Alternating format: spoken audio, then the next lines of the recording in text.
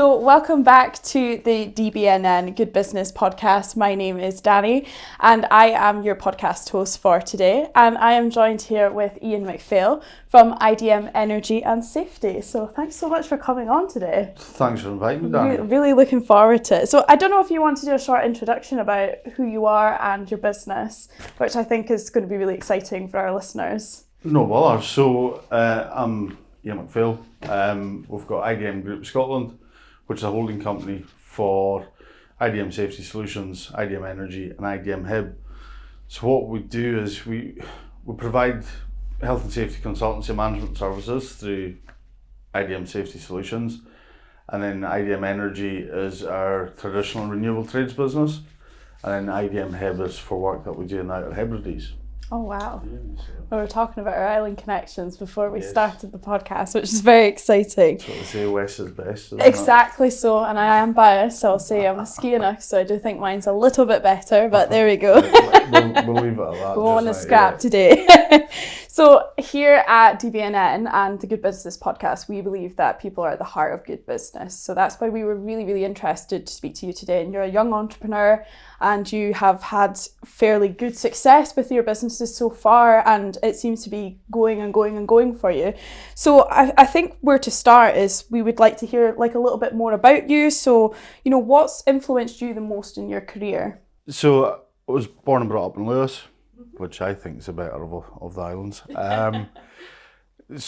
Family have had, we had, my grandfather started Long Island back in 1972. So I was doing kind of construction work, insulation and things like that. My dad then took that over, and my grandfather then opened a factory making polystyrene boxes for fish. So from a very, very young age, I've been around business, I've been around the construction industry. The main driving factors for my grandfather and my father was to create opportunities for people. It was creating opportunities so people could then work and provide for their families to better their lives, better the lives of their loved ones. And that's been kind of instilled in me from, well, since I was wee. And that's part of what my whole kind of idea for IDM is, to create kind of real meaningful opportunities within the region, to give people opportunities to have career choices. You know, we've got the ties to the islands. It's about, a lot of young people want to move away from home. Yeah. And then they move away and they go, was that the right thing to do? For a lot of people it is, other people, the heart's very much at home. So with IDM, we're going to achieve is to give people the opportunity to come away to work without that kind of massive upheaval, and then people can get a flavour to see if they actually like it, and if they want to do it, and vice versa. People that want to live in the islands, they can come and work, and you know, it just gives these kind of choices, gives people choice. So back in August 2020, I decided to take the step and start up my own. I'd been working as a kind of project manager through in Aberdeen for years, big team of kind of tradesfolk, and I thought, well, stuff this, I'm not going to employ anyone.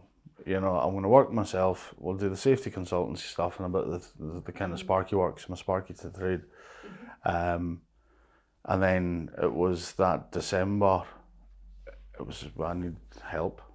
So we took on our first employee, an apprentice. Then we kind of took on a second sparky to help. And then went from there, and we're now coming up for 3 years. We're up to 14 employees. Wow. Across various different kind of industry sectors. So kind of, I suppose, back to your original question, who influenced me, I'd say my grandpa, my dad, really, and they are, their views, their focus on creating these opportunities for people, and that's kind of what we're wanting to do. So you've kind of had business in around you all your life, and you know what I really loved about what you said there was around creating the opportunities, and there's such a problem around young people going to the Central Belt and not coming back to the Highlands, and we are seeing depopulation. So it's really nice to hear that you're wanting to create opportunities for people here in the Highlands. I think that's a really cool aspect to your story, actually.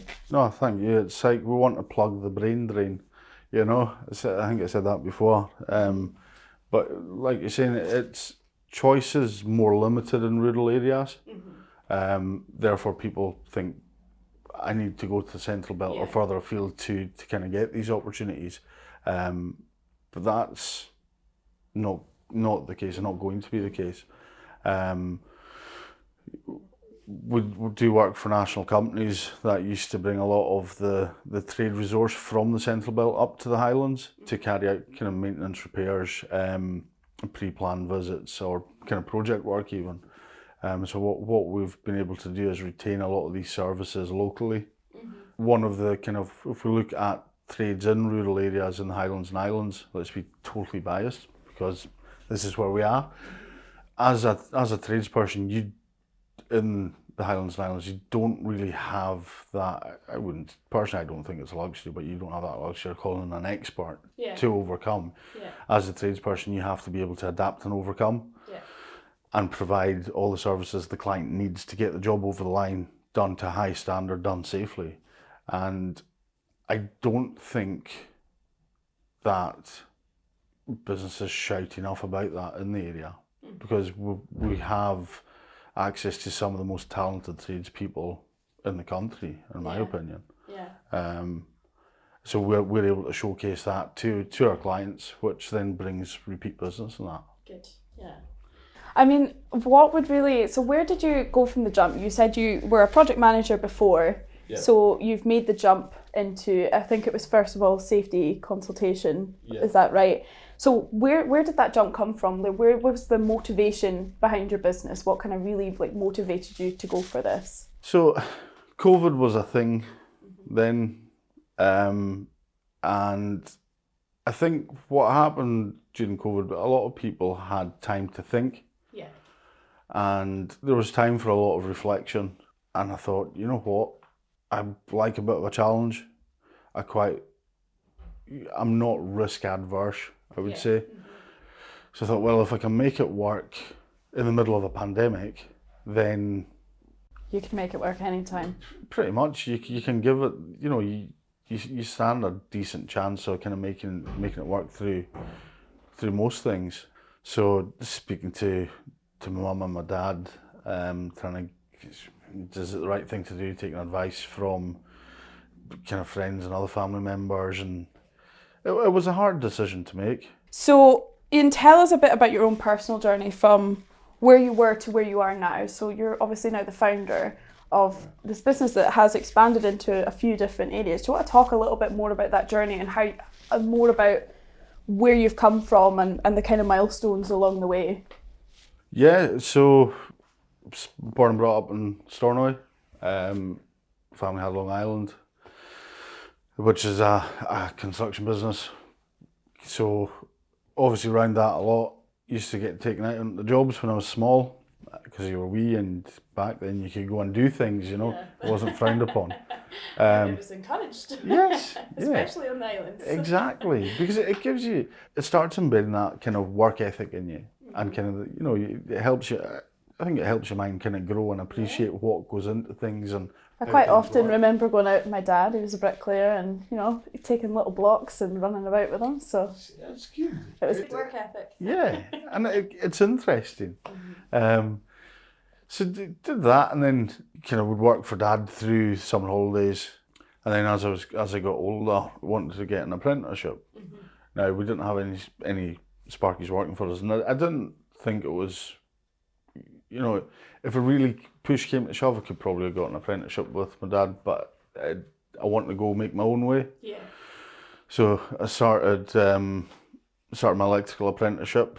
Then kind of 2008, 2009, the kind of downturn then affected the company I was working for. I was paid off, so in my fourth year I went back to working for my dad and kind of picking up some bits and pieces. And then one of my uncle's pals took me on to get me through my FICA. So passed the FICA, so I was qualified Sparky then, and then I went into events. Been involved in Hebkelt back up in Stornoway since I was 14.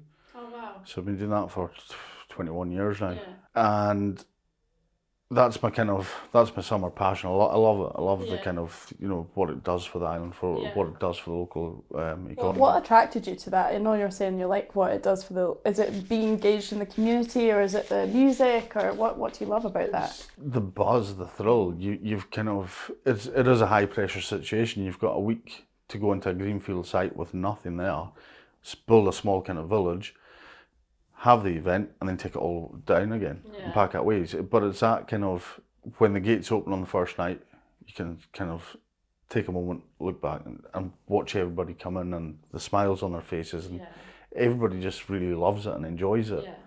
And do you get time to go and enjoy it, or are you on work duty? Not really. But you do. You take moments out to actually go and enjoy it and appreciate the work that the team have put in. But it's kind of, it's that working with people to get something over the line, to pull it together, and kind of, we've got at Hebkelt and IDM, the people that we work with they're really good people, really, really good people, and everybody's working to the same aim, which is improving their lives and improving their kind of families' lives. So that kind of got dragged in by my cousin's mum to help pick up rubbish and stuff when I was 14. Great. So you work through it, went into stewarding, security, and then created the site manager's role, and then I was invited on the board of directors, and it's kind of gone from there. But that kind of, these, maybe the last 10 years, the role that I've played at Hebkelt, you have to make decisions. You need to kind of weigh things up, and everything that's going on, you need to weigh it up very, very quickly. Because you don't have time to ponder a decision. No. So you need to weigh it up. You need to have an awareness of the impact that your decision will have before you make it, and then you have to make it there and then. So do you feel like you're quite astute in these kind of environments where high pressure situations? Because I know that what's really interesting about your story is just how many different kind of branches of your business that you have. So I suppose you've had to kind of adapt and kind of go with the flow with a lot of things. Do you feel like you thrive in these kind of environments? And I'd say so. I like it. I like the kind of the buzz, the thrill of the chase. But no, it engages your mind, and for your mind to be busy and kind of actually working and using it is really, really good. So do you want to tell us a bit more about the different branches of your business and how that's kind of transpired over the years? Because, we're talking about Hebkelt, it's like, seems to be completely different to some of the other things that you're doing. It's really interesting to see the different branches. Do you want to talk a bit more about that and how that kind of transpired, the different branches of the business? So started with safety solutions, so multidisciplined health and safety consultancy services that, provides management and safety solutions for clients. And part of that is the main reason behind that, the safety kind of element. I put myself through my safety qualifications, again, to help educate people, because you can go in and you can pick people apart and put that's wrong, that's not right, you need to do this, you need to do that. And that puts you back up. In my opinion, it defeats the purpose of what health and safety advisors and consultants are there to do.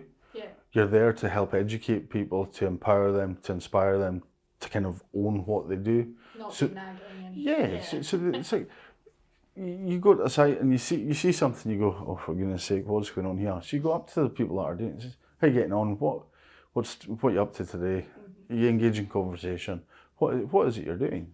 Oh, we're doing this. Right, okay. And you have that conversation, and you kind of ask questions about the tasks they're doing. So then it helps people kind of engage and go, actually, hang on a minute here. Do you think do you think there's another way we could do it? It's like, well, what about this or that? Do you think that would work? And then, well, actually, if I did this and did that, then that would, it's like, there you go, try that. See how you get on with it. So you're actively educating folk and engaging with them to empower them to kind of make the decisions and kind of make it happen, So the other part of that was the full trade support. So again, not going in and saying, right, that's wrong. It allowed us to say, right, these are the things that we've picked up on in the audit, to help get it up to a standard. Then here's the costs for it, and here's options. So it's, again, giving the clients options so they can go, right, okay, I understand that. Well, we can do this just now and then maybe go do that one in a few months' time. And then the reactive stuff. So if something happened, or something broke down, or a service went down, then we could go and we could fix it for them and sort it. So the trade element of safety really started picking up and getting really busy, and that's when kind of humming and hawing. I thought, you know what, let's kind of mix it up a wee bit, and we created IDM Group, and then we created IDM Energy as well, which is, and we've moved all the kind of the trade stuff to energy, and that's now does the traditional trade services, so sparking, joinery, plumbing. We've got our MCS accreditation for solar PV and air source heat pumps. We're working with providers for kind of small scale micro wind as well. So it's kind of, we need to all be aware of our impact on the environment, and how what we do, every action has a reaction, and what we do has an impact on everything around us, really. So that impact should be a positive impact. So whether that's putting in renewable technologies, planning your routes better, so there's less travel, less emissions, and all that as well. And then there's obviously various common threads that run through all aspects of it, but it's about that education, that conversation with the clients, to see, right, what as a client, what is it you want to achieve? What's your ultimate end goal? Right, you learn that, and then you say, well, these are the things we can do to help you achieve that. And that's our approach with everything. It's not this kind of, I'm a tradesman, I know exactly what I'm talking about. You're the client, you're being stupid, you don't have a clue what it means. So yes, people, like, you're an expert in your job. I don't know, I wouldn't be able to go and do your job, you know what I mean? So if you're telling me something, I kind of respect what you're saying about what you do, because you know it. And in talking to you about what you do, I learn that from you, so I have an understanding of it, and so it's that engaging with the client to learn about what they want, and then kind of explaining what the options are and how they're carried out, so they have an understanding of what's getting done.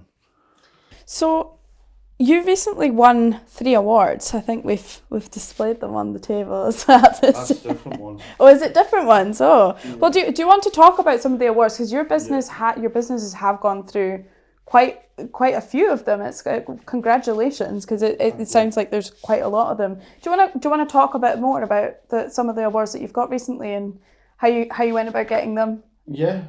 So the first one was we got an email through saying you've been nominated for the Startup Awards. Tell us about you and about the business and that.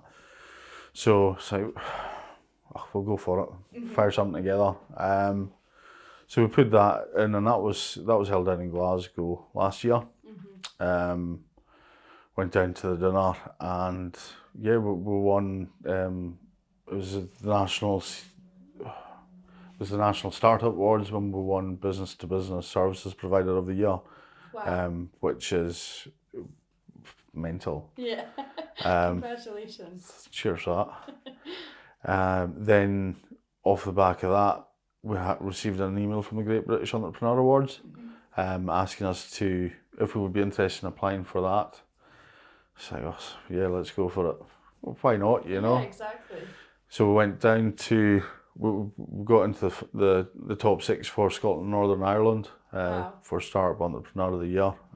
Went down to London, and we're meeting a lot of the other founders and stuff, and you're kind of there and you think, flipping heck, the work, the calibre of people in the room was phenomenal, and their businesses and what they do, it was just like... So how did it feel getting that recognition, being in the room with these people that you're like, wow? Like, did you feel like I'm in that room as well? Did it give you a bit of a confidence boost? Or were you, gosh, I can't believe I'm here still? I'm just like, what the heck am I doing here?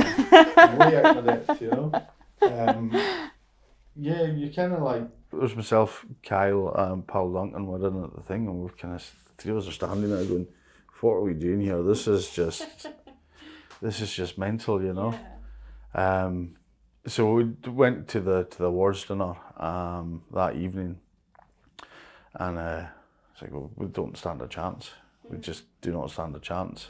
And we got called out. It was just like, what? Did you have your thank you speech ready? Thankfully, we didn't have to do speeches.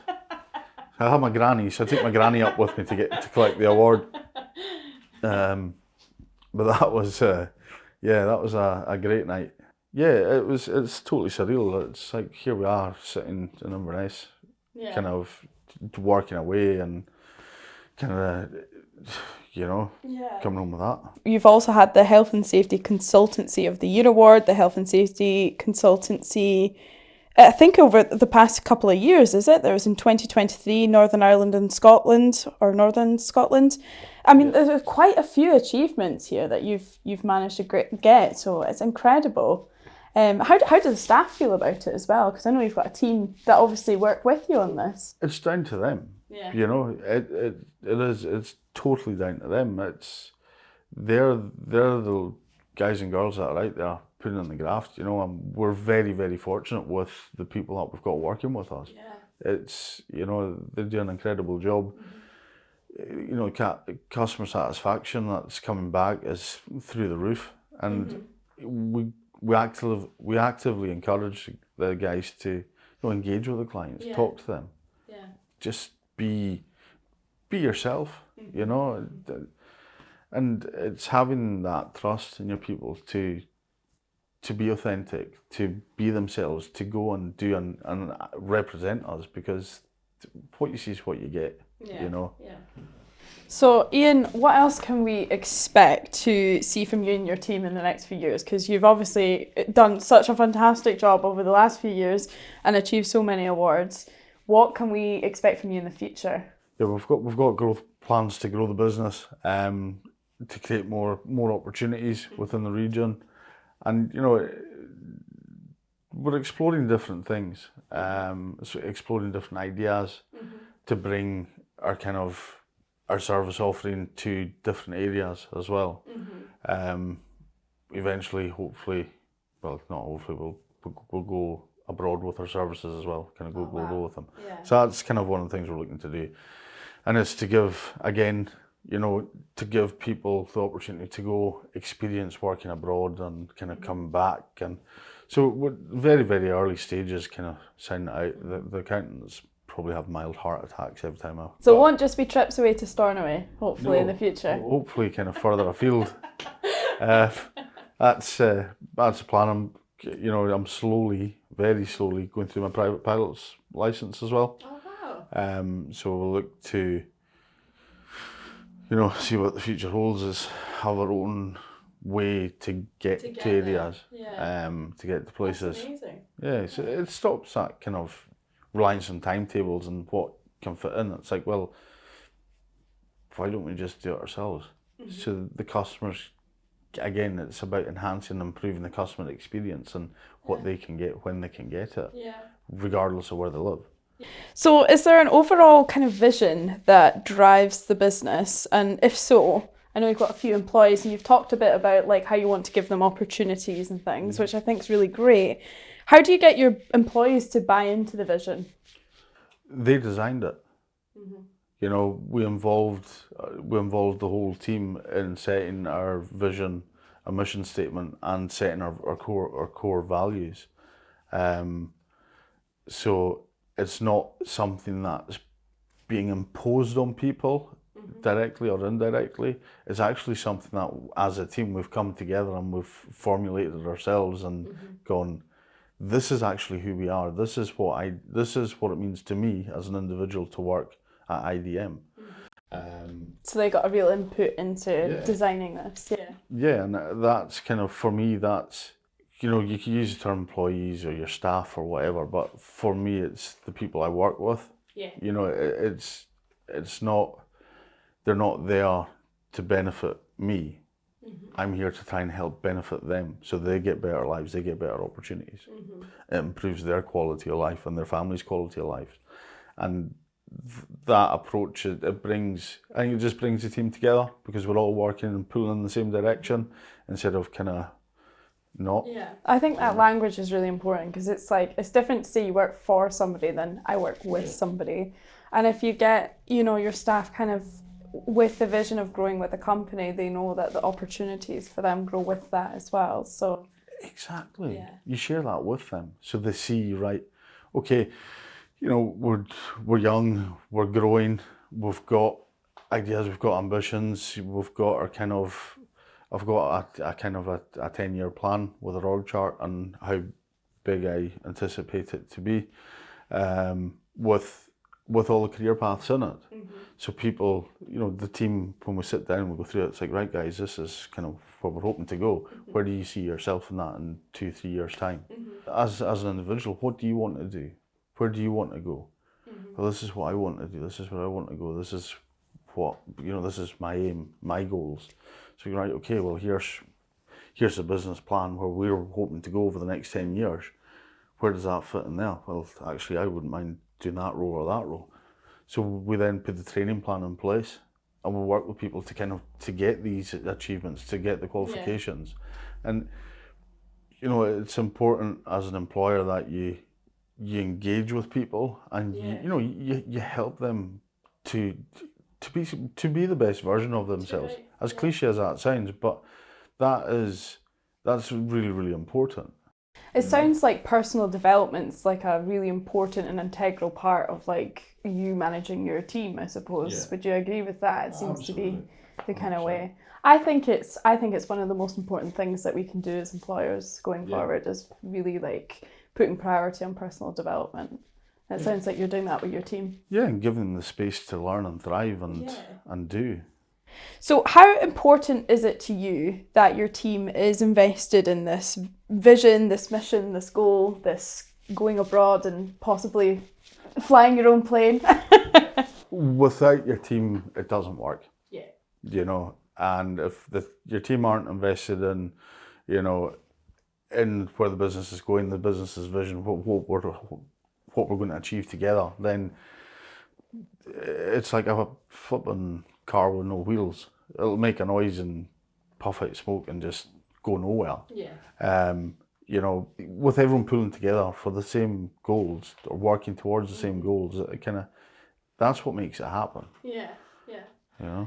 So tell us something interesting that people wouldn't necessarily know about your business. I mean, I feel like we've uncovered a lot about it already, but tell us an inside secret. What's something that people might not know about IDM? We helped install the power at the wildlife park for when Brodie was born. So we were one of the first outsiders to actually see the polar bear cub. Oh, no, that's an honour. As a Highlander, that's pretty. It's pretty cool. I mean, some of the places we work are amazing experiences. When there was strong winds last year, there was destruction kind of all over the place. Yeah.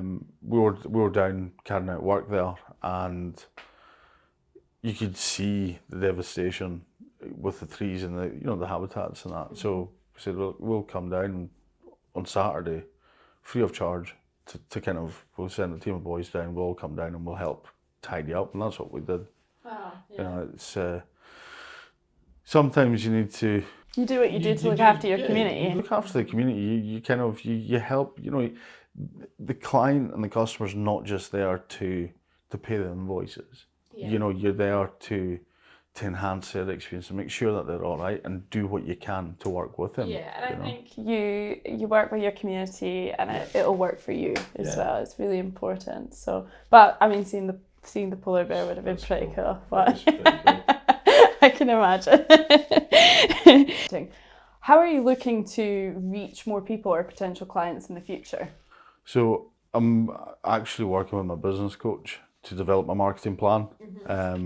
He's doing a lot of the kind of the marketing the marketing plan, pulling that together for us. There's no point in just doing marketing. You need to be able to monitor it. You have to be able to review it and see, right, what works, what's not working, and then try it. Yeah. You know, so then you get more value for your investment, and more return on your investment then. So we're looking at different avenues. LinkedIn for me a lot as well. I find that very, very helpful. Yeah. And then just networking, talking to people. You can't beat having a conversation.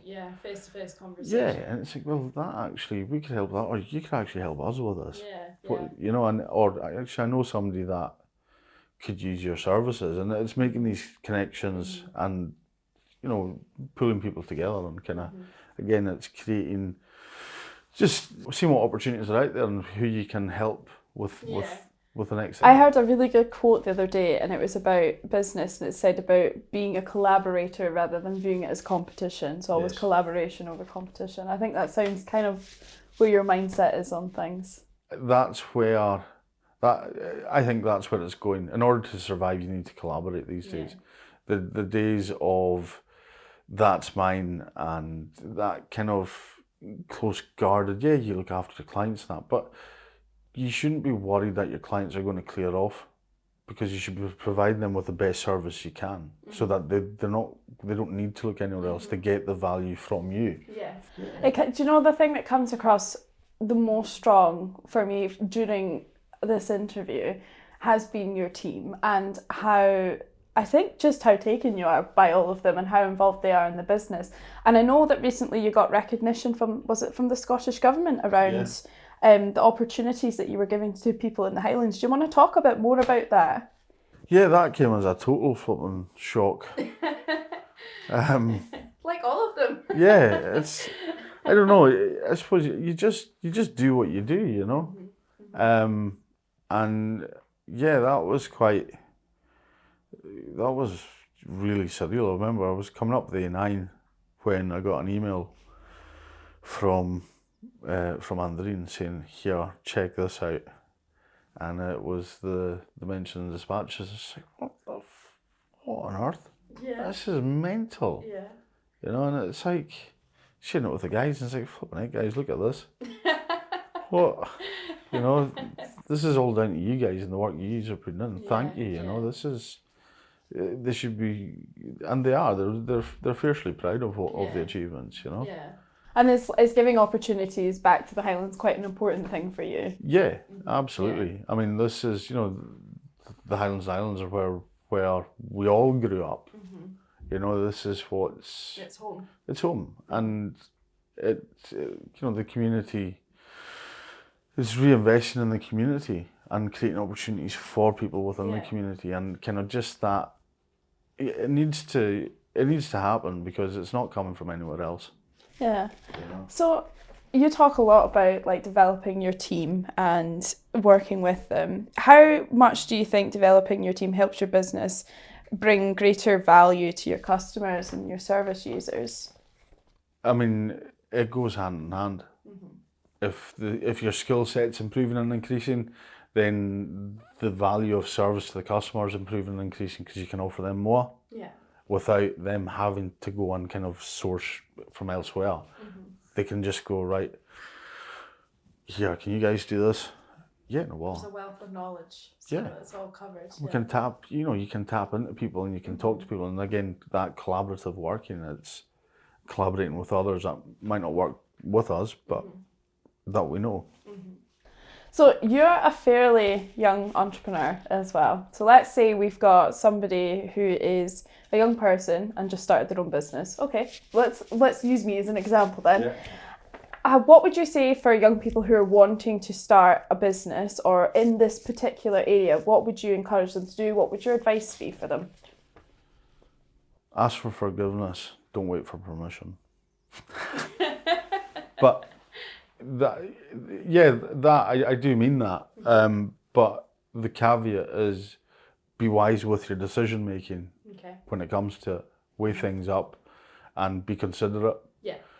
If what you're doing isn't going to hurt anybody, it's not going to detract from anyone or put anyone down or put anybody in a worse position than they are, and it's going to make an improvement, it can't be a bad thing. So go for it. Don't limit yourself, and don't, if you, it sounds so cliche, but if you believe you can do it, you'll do it. You'll smash it out. Yeah. Just go for it. Don't hold back. And if you think, oh, it shouldn't be done this way, it shouldn't be done that way, then who says it shouldn't? Yeah. Just go for it. Yeah, I can see that. How has the drive to be more climate conscious impacted your business model? It's created opportunities. I mean, you can't, it's stupid to deny that. Yeah. It's added a lot of expense in getting the accreditations and all the different compliance stuff in place. But for us, it's that consumer confidence and having the right accreditations in place to show that we have a high minimum standard. Yeah. But I mean, it's created more work. It's created more opportunities for people, and actually allowed us to employ more people. Yeah. Which is a good thing. Yeah, absolutely. Yeah, absolutely. I think from the people that I've spoken to, throughout the podcast series so far, like mentorship's been a huge thing. Do you think that you had like a mentor, or have you had mentors throughout your career that you've taken things off? Absolutely. Yeah. Absolutely. You don't know it all. No. Some people, you might think you do sometimes with certain things, and some people think they know it all the time. But the thing is, you don't know it all. And, the lessons are there to be learned, not in the kind of way, a bad way, but, in a pertinent way whereby they help you grow and develop. Go, right, okay. I remember I spoke to a guy about 10 years ago, and he was talking about this, and he had this situation, and he applied that, and I'll try doing that, and then boom, next thing you know, it's there. But also, don't limit your belief in yourself. Yeah. And don't let anybody tell you can't do something. Yeah. Just because they can't, and their mind's not open to it. You flipping well can't. Yeah. Yeah. Here's kind of, without trying to sound like a total knob, here's kind of proof, coming from an island that people say is very close-minded when it's not actually. But, you apply yourself, use your mind, think, just go for it. Well, Iain, it's been really, really funny and inspiring to speak and talk to you today, and I think I need to make a trip to Stornoway at some point as well. Do you have anything, this is your time to plug the business, how can our listeners connect with IDM? Are you on social media, or how can they get in touch with you? Yeah, so we're on Facebook, LinkedIn, Instagram maybe, I don't know, I'll need to check with the guys through the house. But pick up the phone. Yeah. Call us 01463 213 480. Email in, check out the website, or we're on Seafield Road, just pop in. Yeah, don't be shy, Yeah. Oh, well, we'll maybe see you flying with your licence soon enough as well. See how we go on. Thank you very much, Danni. No, it really has been. It's been good. Well, thanks so much for joining us for another episode, and we'll be back with you again soon. So this is the DBNN Good Business podcast. My name is Danni. I've been your host. Thank you so much for listening, and we will see you on the next podcast.